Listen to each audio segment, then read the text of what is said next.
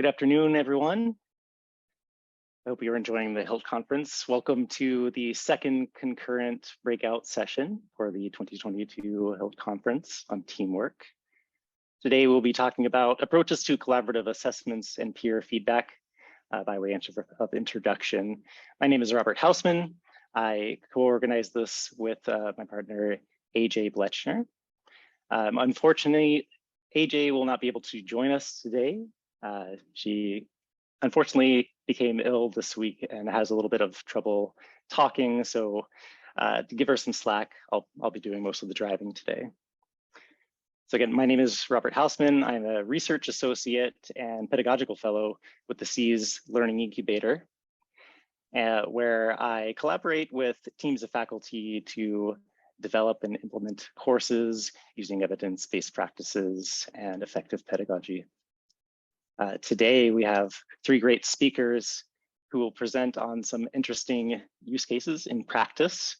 We have Karen Brennan, Dan Levy, and Kelly Miller. And since I have gone ahead and put faces to names, I would actually like to go ahead and put voices to the names if possible. So if you three could introduce yourselves, maybe in order by the slide, Karen, Dan, and Kelly. Hi, everyone. I'm Karen. I'm so thrilled to be here today. I'm really excited about today's conversation. Hi, everyone. I'm Dan Levy from the Harvard Kennedy School, and I'm also delighted to be here with you. Hi, I'm Kelly. I'm an associate senior lecturer in the School of Engineering, and I'm really excited to be here as well. Wonderful. And thank you all three for joining me today. I'm really excited to hear what you have to share. Before we get started, as is normal for the Zoom meetings, it's useful to start with some session norms. Now that things have started to become back in person, I thought we might all need a little bit of a reminder.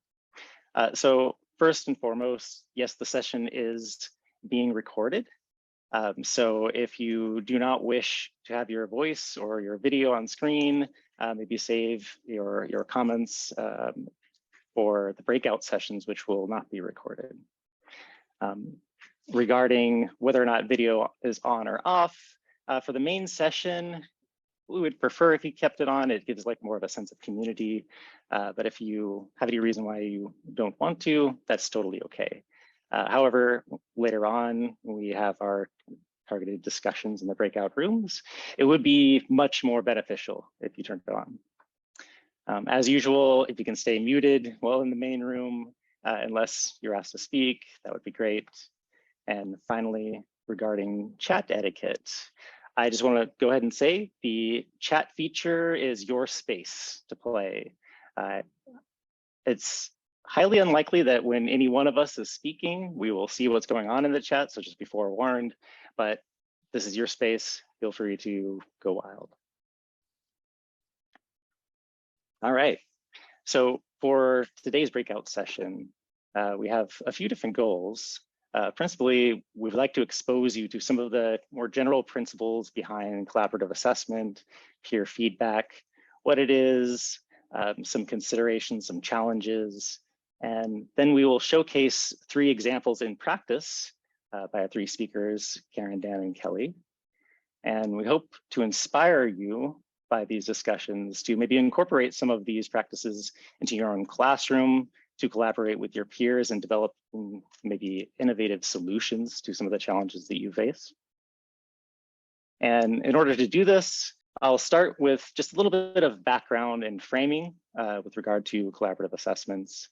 Then we will have Karen, Dan, and Kelly each share their examples.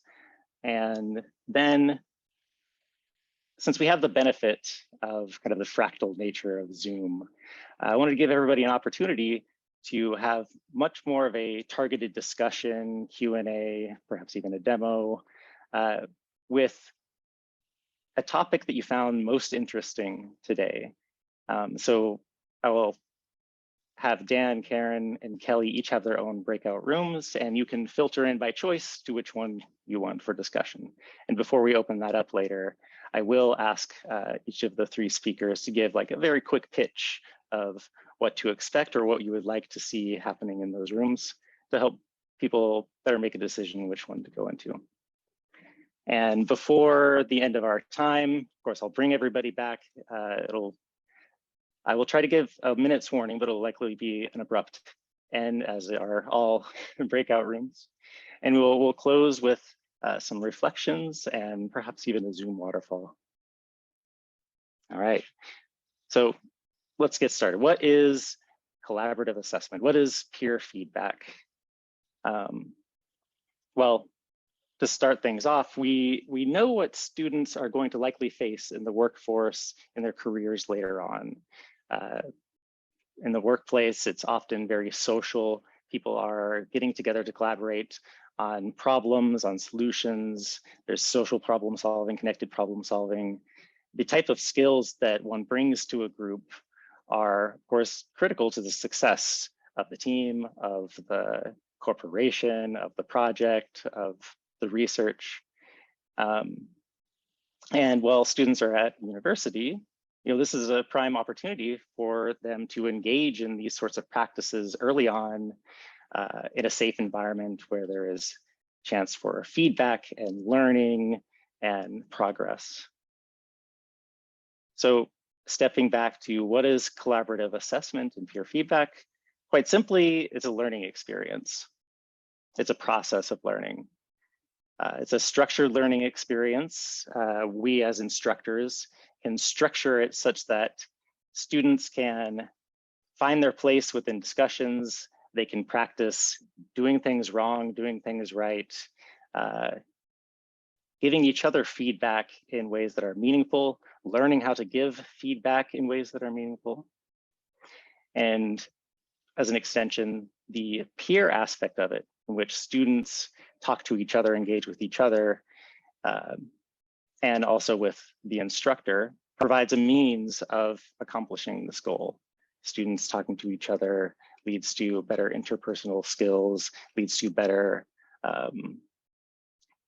argumentative skills. It leads to overall improved structure in what has otherwise been, at least in my high school years, unfortunate experiences in groups and projects. So what are some of the benefits of getting students together and allowing them to have unfettered feedback? Well, it does kind of fit into this goal of preparing them for their future careers. It helps them develop responsibility and management of their own learning. This is by having students think about their own thinking about their own ways in which they engage with other students and process information and share and communicate it. It helps develop evaluative judgment. So when students are looking at another student's work or thinking about the arguments their peer has made, rather than having a gut reaction, an instinct, a feeling of what is right and wrong, this will help them develop a more systematic and calibrated means of judging and providing the feedback. Furthermore, it can help develop evidence-based, argumentative, and critical thinking skills, as in order to be successful in these kinds of interactions, these sorts of skills need to take place. They need to be developed in order to be successful. And of course, since they're interacting with their peers all the time, interpersonal skills are likely to develop. So an additional benefit of having students interact with each other, especially at a diverse place like Harvard, is you can expose students to a plethora of new ideas, new perspectives, ways of thinking that they haven't considered before. And moreover, the act of engaging with your peers, talking to them, engaging with them about particular course material, about challenging topics, can help motivate students, maybe even intrinsically, to engage in the material a little bit more deeply, as they will need to rely on some of the requisite knowledge in order to make informed arguments. And I did want to note that research shows that, in fact, receiving feedback has less of an impact on future performance than giving feedback. That is, by allowing students to engage in the process of giving feedback, of judging, evaluating the work of others or of exemplars, it enables them to develop this self-assessment skill, helps these metacognitive skills so that they can think about how they are learning in the future, and in fact, have the kind of life learning assessment skills to assess their own learning, make plans for how they can improve, and take that on with them in the future. So there are some kind of known challenges of collaborative assessment and peer feedback. As I mentioned before, we may have experiences in high school or earlier of group projects where there's a plethora of interesting or problematic dynamics that can happen. One is they call regressive collaboration, which is when students may have more or less the right idea, but they can be persuaded into an alternative that may be less appropriate, less correct. There may be some more dominant students who take over the conversation, kind of lead the entire group. In a similar vein, coasting can occur where all the students rely on either a high performing student or even just the one who dominates the conversation to kind of give the consensus to the group rather than the group developing their own consensus. And of course, there are some early stage challenges for students, particularly those who may be introverted or maybe less socially courageous, feeling comfortable, feeling included, and so forth. So with some of those challenges in mind, we want to kind of tackle them head on. And a big starting point to help alleviate any discomfort with students working together or assessing each other is to be very upfront and explicit. I'll explain the purpose, the process, and the expectations behind a collaborative learning or collaborative assessment experience, and be explicit about what are the takeaways. Students want to know, what's the point? Why am I doing this? There's a time commitment, there's a lot of effort involved. So if you can let them know that there's a big payoff in the end, they're more likely to be engaged and happy to get involved. Another way to get students to communicate effectively is, as instructors, modeling that type of respectful, inclusive, informative, and helpful type of language and commentary and feedback that you would like to see in your students. If we are doing this in class or even outside of class, it's helpful to scope and set boundaries on the type of engagement the students have in these group or team experiences, set the clear directions, and cut it off in time. And lastly, I want to mention that in terms of feedback, it's best to think about how is this going to be useful in the future learning of the student. So instead of feedback, think of more of a feed forward sort of approach. When providing feedback, it should be actionable, goal-oriented, specific. It should kind of appeal to what the student can do to reach that next level, be ready to move on in the course or that particular topic. And while we'll see three really great examples from Karen, Dan, and Kelly, I did want to mention that there are a few different types of pedagogies that you may be familiar with that would fall under this category of collaborative learning, collaborative assessment. The first three I think are pretty common: group discussions, group projects. Peer review, yes, is not just for scientific publications. The next three are also pretty common, I've found, at Harvard. The idea of a two-stage exam or assessment in which students can work independently, then they come together as a group to debate, to provide evidence for each other, to influence, persuade each other to hopefully the correct answer. There is a similar sort of approach called team-based learning or peer instruction, in which preparation is required, but the group dynamics and interactions are where a lot of the learning actually takes place. And finally, there's peer evaluation, which can be coupled with many of these other types of activities, in which, in order for students to grow professionally in terms of their responsibility, their readiness, and so forth. It's helpful for students to evaluate themselves and how are they contributing to a team, as well as evaluating their peers. How are they contributing, and comparing and contrasting how the students assess each other can be very illuminating into what kind of dynamics are going on within the teams. And I mentioned this last one because Kelly Miller, toward the end of today, is going to talk a little bit more about peer evaluation in particular. So before I move on and release it to the speakers, I did want to mention here at Harvard, there is a plethora of resources for faculty to come together to either get inspired, to get help, to get even educational consulting in different sorts of pedagogies, how to implement them, some technological tools, and so forth. So there's the Bach Center, of course, and I wanted to point everybody to the AbleConnect resource, which has a very large library of articles, both in terms of kind of summaries of particular pedagogies, research articles that highlight some of the efficacies of the particular pedagogies. If you're more video oriented, there's instructional moves, also hosted by the Harvard Graduate School of Education, where you can see some of our colleagues demonstrating their innovations in the classroom.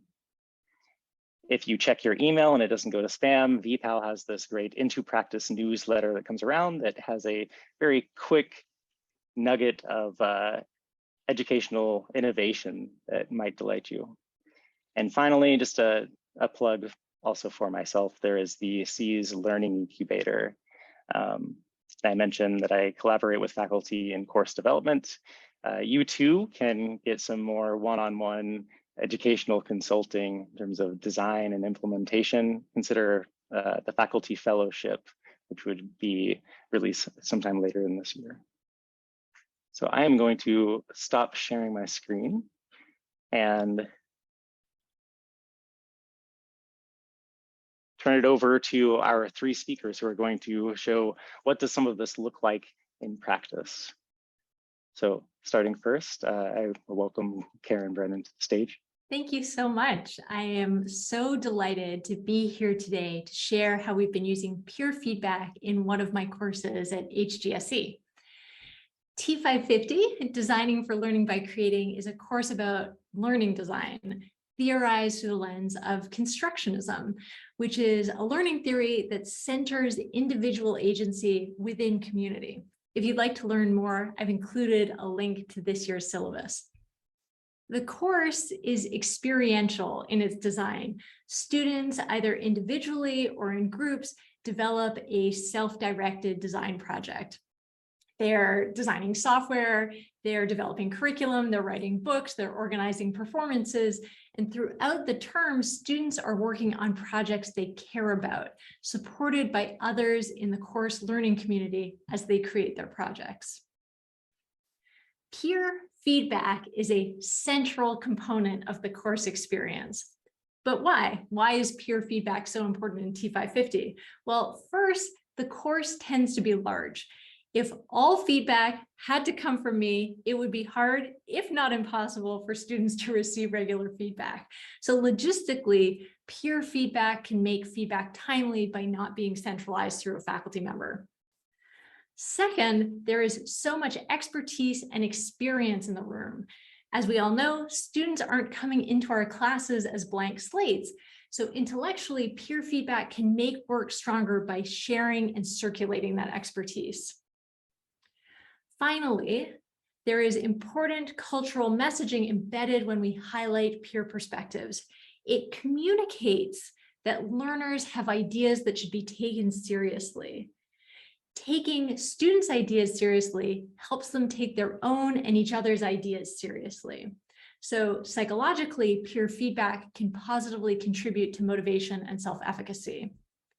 But as we all know, and as Robert just surfaced, giving and receiving feedback can be incredibly hard. Especially as in a course like T550, you want that feedback to be deep, meaningful, advancing the project and supporting the person.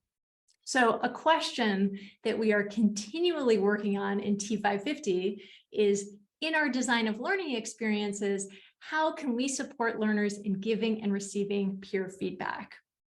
I wanted to share 5 ideas that have shaped how we support peer feedback in T550. We're cultivating relationships, articulating needs, practicing frequently, experimenting with protocols, and engaging reflectively. First, cultivating relationships. Peer feedback can make both the giver and the receiver feel vulnerable, particularly when you don't know each other. We structure the course, which tends to be large, so that it feels less large. We have about 1 TF for every 12 students. Then within that TF group, there are 3 smaller groups of 4 people, which we call their critique group. Over the term, students are developing relationships with their TFs, who have all taken the course themselves and serve as near peer coaches. Then they have the smaller group that they're sharing with, the critique group. We found that this multi-scale approach offers support and confidence to seek out feedback from the broader course community and beyond. Second, articulating needs. In a learner-centered environment, the idea of learner-centeredness should also apply to assessment and feedback. So in moments where students are sharing work, we invite students to ask for what they need. As one example, we rely on a device that I learned from my wonderful colleague, Nancy Summers, the Dear Reader letter. When students are developing their end of term reflective papers, they accompany the paper with a letter for their critique group members, where, among other things, they articulate what they would most appreciate receiving feedback or help on. It's always fine for students to say they don't know what they need or that they're open to any feedback, but we always want to start from the learner's impulses and needs whenever possible. Third, practicing frequently. When feedback is saved for summative moments, it can feel precious and really high stakes. In T550, we want to normalize feedback as an essential part of the learning process. So it's a continuous part of the course experience. Every week, students are coming to class and they're demoing prototypes to each other, sharing asynchronously outside of class. Each student maintains a digital design journal where they're writing about their evolving thinking about their project and about the course readings.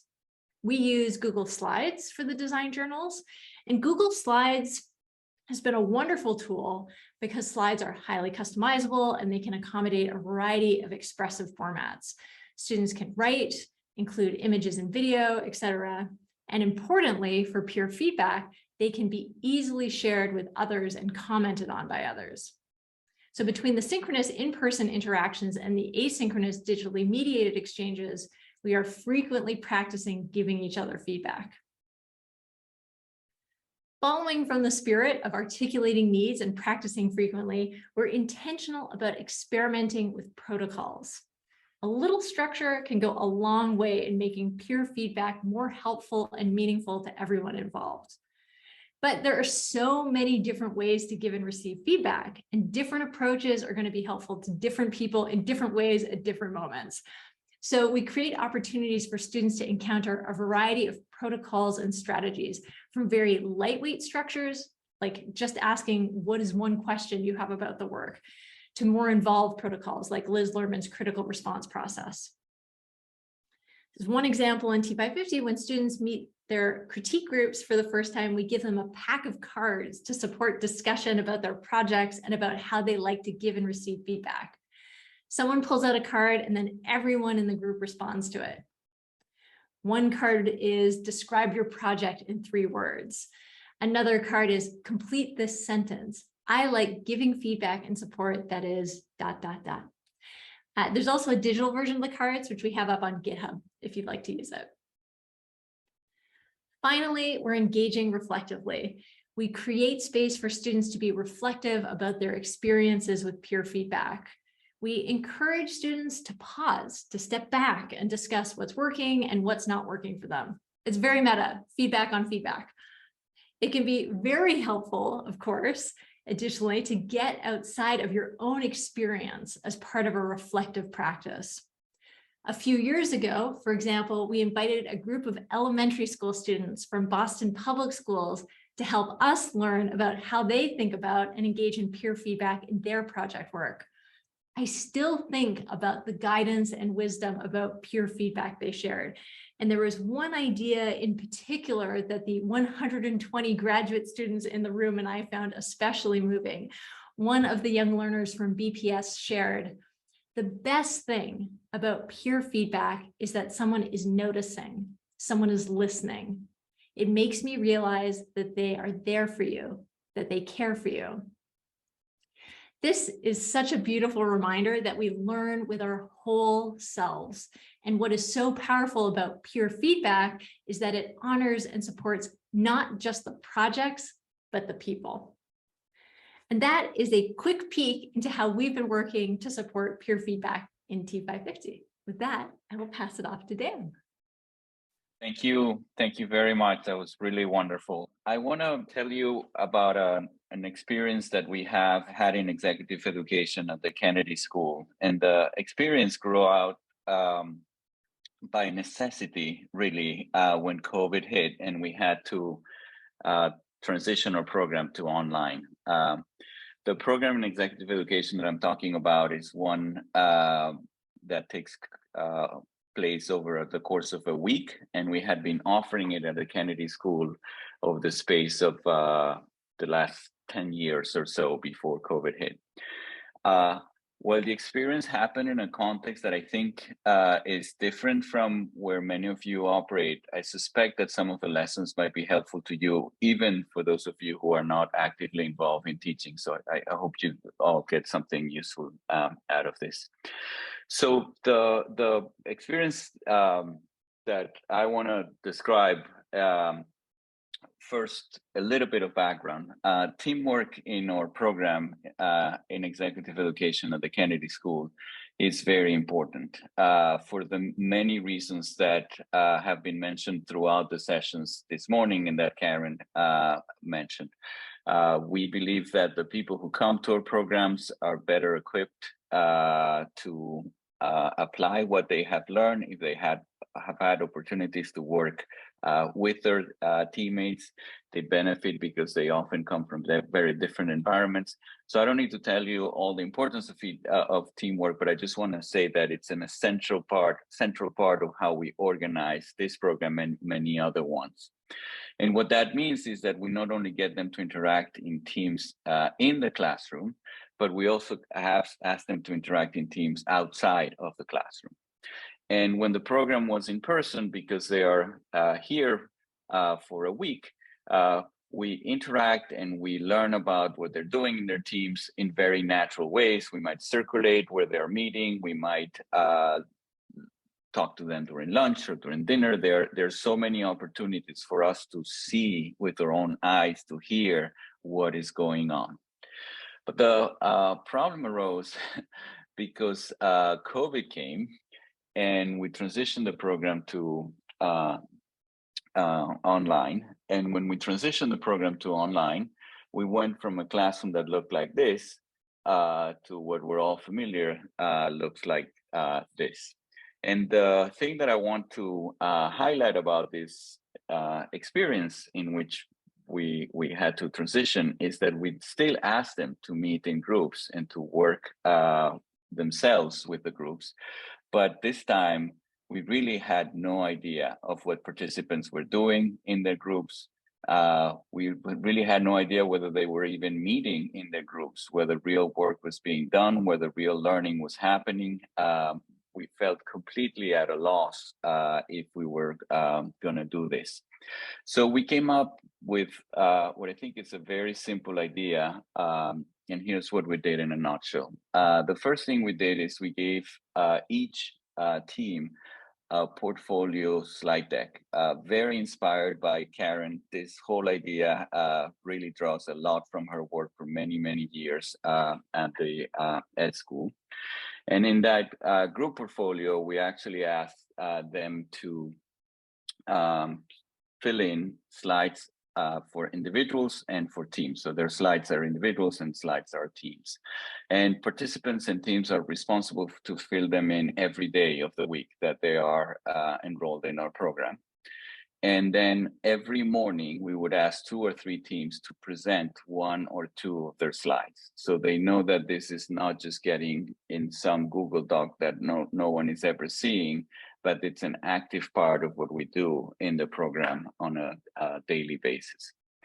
So I want to show you a little bit what these group portfolios look like to give you a very concrete idea of how they work. And then you can sort of see how you might be able to apply it in your own work. So the first thing, just in terms of logistics, we give every group, every team, we had about 11 in our last program, a link to their own slide deck. And the slide deck, just to give you an idea of dimension, has every team is about 5 members, and you can count on about 40 or 45 slides per person that they end up filling in. And so that's throughout the week. And so the first slide is just they put their group number, group portfolio, and then the second slide, I guess, is to just they just put their names and their pictures and contact information. This was more important on Zoom than any other kind of delivery. And just to give you a sense, this is what this might look like. This, by the way, are 5 of the many people who contributed to this initiative, and I want to acknowledge that work completely benefited from their effort. And what I want you to notice in the slide, this is a minor detail, but it helped us manage how to do this, is that each person is associated with a color. They get to decide which color they want. They put their name, and that color signals whenever they see a slide of that color, that's an individual slide for them. Just to be very concrete, so the second thing they do is they do group norms. I was inspired by Matt and Salima's. If you saw their previous session, they have a constitution. We don't get to have a constitution, but we do have a set of group norms. Some of them are very logistical. When will we meet? How we will meet, and so on. And they actually have to agree on those norms before they begin. But the slide conventions is that if the slide is blue color, that means that it's a team slide. They have to fill it in slide. And if it's any other color, they have to fill in the slide of their group, of their that was assigned to them. So here's what a checklist might look like for day 1. So it says, here are some things that you need to do as an individual. Here's some things that you need to do as a group. And just to be super concrete, let's say you're Caitlin, the first person listed in this slide, your color is yellow. So whenever you see a yellow slide, so in this one, it's a simple slide, my key takeaways, you have to fill in that slide. And the same thing for here. This is an important concept of the course was the theory of change. So the question is, how do you apply it to your own environment? And Victoria, who was listed third, her color was gray. So here's what her 2 slides would look like. And she knows that she needs to fill in those slides. And so what this amounts to is that every day, participants know that there are some slides templated that they have to fill in individually. And then some slides, the blue ones, like this one, that they have to fill in as a group, as a team. And the idea is that they fill in these slides as a team, and that then they are called to present the team slides, at least a subset of the groups, every day. We also, because we were doing this for the first time, we had a quick slide on what people were wondering and quick feedback that was helpful to us in just keeping track of what was going on outside of the classroom. So I just want to say the things that I believe that the portfolios allowed us to do are these ones. The first one, convey the importance of teamwork in the same way that Karen was describing before, the importance of communicating and conveying the importance of peer feedback. This gave them a real sense that we weren't just telling them go work in groups and no one is noticing. The second one related to it, but very important, is by asking them to present their work, we made their learning visible they were examining their key takeaways, and we were able to see what landed and what didn't land. And the third one, as I said before, we had a slide on quick feedback, and we were able to respond immediately. And that was something we had not been even close to being able to do in an in-person program. So the bottom line is that the participants were not only doing work, but we were actually being able to see the work that they were doing. And I'm going to leave it there, but I'm just going to say, because I thought I would have time for 1 minute of questions, but I think I'm in my 10 minutes that I promised Robert we would stop in. But I just want to say that this experience was so powerful for us and so effective. We perceived it to be so effective that last year when we came back to our executive education programs in person, we actually implemented it in our in-person programs. And so participants, instead of presenting on Zoom every morning, they present in front of the room every morning as well. So I hope this was helpful, and I want to turn it to Kelly. I think I did it in 10 minutes. Robert, if I didn't, my apologies. Okay, thanks a lot, Dan. That was very interesting. I'm going to talk today about evaluating teamwork, as Rob mentioned.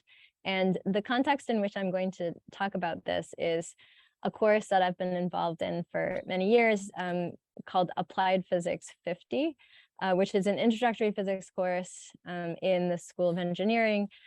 It's project-based. Rob mentioned team-based learning. AP 50 takes a lot of the sort of the aspects of team-based learning and weaves it through sort of projects and working on activities and projects as part of a team. And so over the course of a semester, students work on 3 different projects as part of 3 different teams. And at the end of each of these project experiences, students fill out a self-evaluation and a peer evaluation for all of the members of that particular team. And it's the data from these peer assessments that will be the focus of my 10 minutes. First, I'll talk a little bit about how we collect the data, like the system that we're using to administer these peer and self-evaluations called CATME. And then I'll talk about some of the findings that have come out of these data. We've analyzed 2 different semesters of, we have a lot of data from this course. We've so far analyzed 2 different semesters of data from AP 50, which constitutes about 90 teams, because each project has around 15 teams of 4 to 5 students. And then, as I said, there are 3 projects over the course of a semester. So we've got a lot of sort of information that we can look at to learn about peer assessment. So just a word on how we form the teams. So because teams are such a critical component of the course, we don't allow students to choose their teams. We want to make sure that the teams are balanced in terms of physics background knowledge, and then also diverse in terms of other characteristics. For example, we want to make sure that different the teams have a mixture of different concentrations, different years, like freshman, sophomore, junior. And also, like, we sometimes collect information on learning styles and then sort of mix the teams up so that they have diverse learning styles. So you mentioned that the system that we use is called CATME. CATME stands for Comprehensive Assessment of Team Member Effectiveness. It's a system that was developed by Purdue University, and it's been adopted pretty prolifically specifically in engineering courses, because Purdue is a huge engineering sort of undergraduate school. So CATME collects 5 different sort of metrics. The students evaluate each other on these 5 different metrics. So contributing to the team's work, interacting with teammates, keeping the team on track, expecting quality, and then having related knowledge, skills, and ability. And I'll show you what the assessment looks like in a second. And then 3 sort of like team level characteristics. It's the individual characteristics that we've been most interested in terms of the analysis. I just want to draw your attention to the fact that the first 4 of these, so like the CI, KE. We're sort of like considering those to be, I don't like the word soft like skills, but they're different from, or at least we see a difference between these four and the last one, which is having related knowledge, skills, and abilities. So we'll come back to this in the data. I just wanted to sort of make that point here. So this is what it looks like when you fill out the survey. I made sort of like a dummy one just to show you. So this would be like, I'm on a team with like all of these other students. And you'll notice that the scale, it's a behaviorally anchored rating scale, where students are sort of just pressing, like selecting these radio buttons for each of their teammates. You know, they're selecting which of these behaviors best describes those team members on these 5 different dimensions. So I'll just flip through these quickly. This is interacting with teammates, keeping the team on track, expecting quality, and then having related knowledge, skills, and ability. So you can see it's very like fast for the students to fill out. And then this is the third one, which we haven't really looked at that much in terms of the analysis. So let me just quickly show you. So these are the 4 sort of like what I described as like softer sort of criteria. And we've broken it down by gender in terms of who is rating who. And the thing that we've noticed is that female students are rated higher than male students on these 4 dimensions, regardless of whether it's female students who are doing the rating or male students doing the rating. And another thing to notice is that female students rank other females as higher than they rate male students on these 4 dimensions, but there's no difference between how male students rate males versus how male students rate females. Okay, and this is in stark contrast to the 5th dimension, which, I mean, you know, is this having related knowledge, skills, and abilities. And here we see that male students rate female students as having lower abilities than other male students. And we've created some models where we control for certain variables like their incoming physics knowledge on the basis of a skills test we have them take at the beginning. And even when you control for the actual sort of skills, male students are rating female students as lower on this one criteria, which is definitely, you know, troubling, you know, given the fact that these are Harvard, you know, engineering students, you know, that there's this bias in the peer assessment. Other things quickly that we've done is we've looked at how different teams, we every now and then, even though we try to create teams where there's a balance of gender, every now and then that's not possible, and so we end up with like a team where there's like one male or one female student isolated on the team. And what we find is that gender balanced teams perform slightly better than teams where there's one member isolated, but they rate their team experience as just as high. So this is looking at the team level data that I mentioned.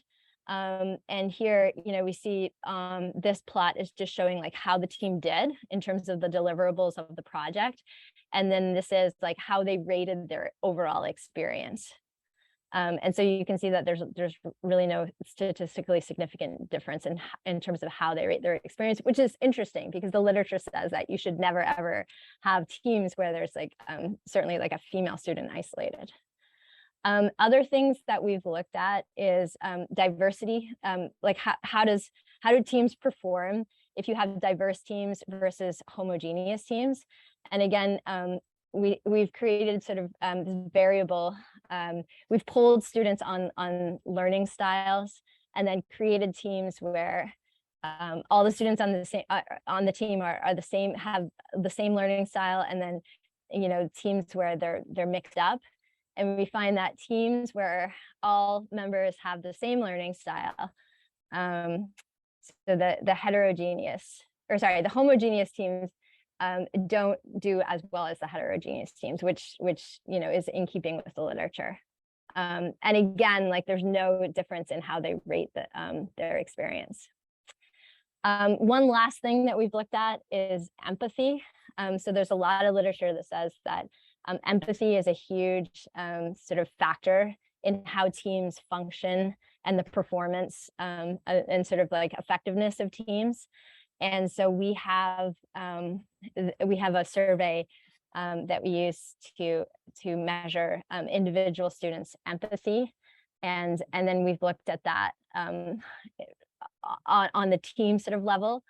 And what we found is that higher, like teams where on average the students have a higher level of empathy, those teams both perform better and rate their experience as higher than teams where the empathy score on average is lower.